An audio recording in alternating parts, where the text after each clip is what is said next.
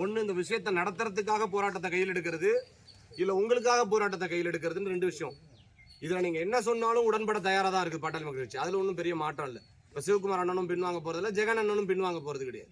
எல்லா இடத்துலையும் நிற்குவாங்க. அன்றைக்கி 4 மணி நேரம், நாங்கள் 3 மணி நேரம் அன்றைக்கி நின்று தான் போனோம். தரையில் உட்காந்து தான் கிடந்தோம். இதில் தான் இருக்கணும், அதில் தான் இருக்கணும்லாம் எந்த அவசியமும் கிடையாது. தரையில் உட்கார சொன்னாலும் உட்காருவோம், போராட்டத்தில் நிற்க சொன்னாலும் நிற்போம், மறிக்க சொன்னாலும் மறைப்போம், ஜெயிலுக்கு போனாலும் போவோம். அந்த மக்கள் தான் எங்களுக்கு முக்கியம். அது எங்களுக்கு அதுலேருந்து பின்வாங்க போகிறது கிடையாது. நீங்கள் எப்போ சொன்னாலும் வருவோம். இப்போ நீங்கள் எடுக்கக்கூடிய ஒரு முடிவு என்பது மக்கள் சார்ந்த பிரச்சனைக்கான ஒரு முடிவு. மக்களோட பக்கத்தில் தான் இந்த கட்சி நிற்கிது. அப்போ ஒரு தீர்க்கமான முடிவு தான் எடுக்கணும். நம்ம இளைஞர்கள் இருக்காங்க நம்ம பின்னாடி அப்படின்னு அடிச்சம் பிடிச்சோன்னு ஒரு வேலையை நம்ம செய்யலாம்னா செய்ய முடியாது. இந்த ஜனநாயக நாட்டில் இப்படி தான் செய்யணும் அப்படின்னு ஒரு விதம் இருக்குது. அப்போ யோசிச்சு தான் முடிவு பண்ணணும். எங்களுக்கு கொஞ்சம் அவகாசம் கொடுங்க. மாவட்ட செயலாளர் சிந்திப்பாங்க, யோசிப்பாங்க. இப்போ வந்து உட்காந்த உடனே பேசிட்டாங்க, ஃபோன் பேசிட்டாங்க. இப்போ அதிகாரிகளை தொடர்பு கொள்ளுவாங்க. இப்போ போவாங்க, நேராக போவாங்க கார் எடுத்துகிட்டு. இவங்க தொடர்ந்து அன்னைக்கு வாக்குறுதி கொடுத்தாங்க. ஆனால் வாக்குறுதியை தவறுனது அதிகாரிகளோட தப்பு. டிஎஸ்பி இருந்தார், இன்ஸ்பெக்டர் இருந்தார், அதிகாரி இருந்தாங்க, என்எல்சியில் ஜிஎம் இருந்தார், எல்லாமே இருந்தாங்க. ஆனால் அவங்க தான் இன்னைக்கு நம்ம தவறி இருக்காங்க. நம்ம இப்போ நாளைக்கு போராட்டம் அறிவிக்கிறோன்னா கூட நம்மளை தூண்டுறது அவங்க தான், நம்மளை வேகப்படுத்துறது அவங்க தான். நாளைக்கே தண்ணீரை கொடுக்குறேன்னு சொல்லிட்டு இது வரைக்கும் தண்ணி கொடுக்கலாம், எப்படி விவசாய தண்ணி கொடுக்கலாம், இந்த டேங்கு கட்டித்தரேன்னு ஒத்துக்கிட்டாங்க. நம்ம எல்லாருக்கும் முன்னாடி ஒத்துக்கிட்டாங்க இன்னைக்கு. ஆனால் அதை இது வரைக்கும் அவங்க செய்யாமல் இருக்கிறாங்க. அதனால் ஒரு நல்ல தீர்வு எட்டும். இப்போ நம்ம மாவட்டத்தில் கலந்து பேசி ஒரு நல்ல முடிவு எடுப்போம். எல்லாரும் அமைதியாக இருந்து என்ன சொல்கிறாங்களோ ஒத்துழைப்போடு நிற்கணும், பின்வாங்கக்கூடாது.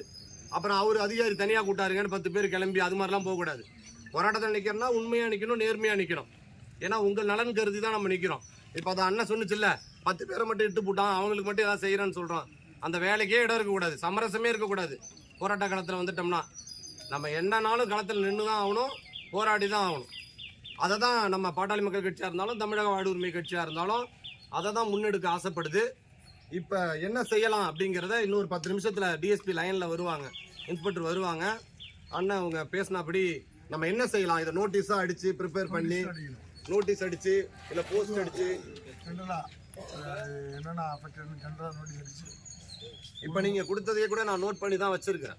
இப்போ நீங்கள் என்னென்ன சொன்னீங்க அப்படின்னு பேசும்போதே நான் நோட் பண்ணிக்கிட்டேன்.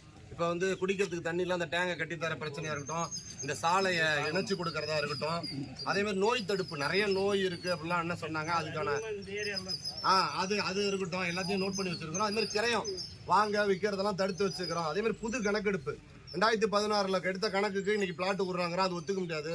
2016 இப்போ 10 வருஷம் ஆகிப்போச்சு. இப்போ நாங்கள் நிறைய பேர் கல்யாணம் பண்ணிட்டோம், அது சொல்லியிருக்கிறோம், அதையும் வச்சுருக்கிறோம். பண்ணக்கூடாதுன்னு அந்த ஒரு விஷயத்தை மட்டும் பண்ணி ஆமா ஆமா அதை ஃபோக்கஸ் பண்ணாலே நம்ம பாதி தான். இப்ப வந்து ரிஜிஸ்டர் ஆபீஸ் கொடுக்க மாட்டோம். ஆமா ஆமா நம்ம வந்து கலெக்டர் ஆபீஸை முற்றுகையிடுற மாதிரி தான் வந்து போராட்டம் அறிவிக்கணும். ஆமா யாரும் கேட்கல, எங்க உரிமை. ஆமா ஆமா நிலத்தை வந்து ஏன் கரைய மாட்டக்கூடாதுன்னு சொல்றீங்க. நம்ம அதுக்கு எடுத்து டிமாண்ட், எங்கள் நிலம் எங்கள் உரிமை. ஒரே வார்த்தை எதிர்ப்பு நிறைய. போராட்டம்ன்றது பெருசா இருக்கணும். அது எப்படி இருக்கணும்னா, ஸ்கூல் பசங்க போகுதில்ல, அவங்க யூனிஃபார்மோட எடுத்து வந்து காலையில 8 மணிக்கெல்லாம் வந்து ஆபதானபுரத்துலேயே வந்து இது 100 ஆண்கள் இருக்காங்கன்னா 200 பெண்கள் இருக்கணும். அப்போதான் அந்த போராட்டம் வந்து வெற்றி அடையும். தெரியுதுங்களா? அதே போல வந்து இப்ப இதுக்கு பார்த்தோன்னா இப்ப ஆளுங்கட்சி இருக்கிற நம்ம போராட்டம் நடத்தணும்னா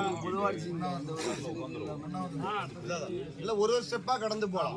உண்ணாவிரதம், அடையாள உண்ணாவிரதம் இருக்கணும். போராட்டம் நடத்தணும்.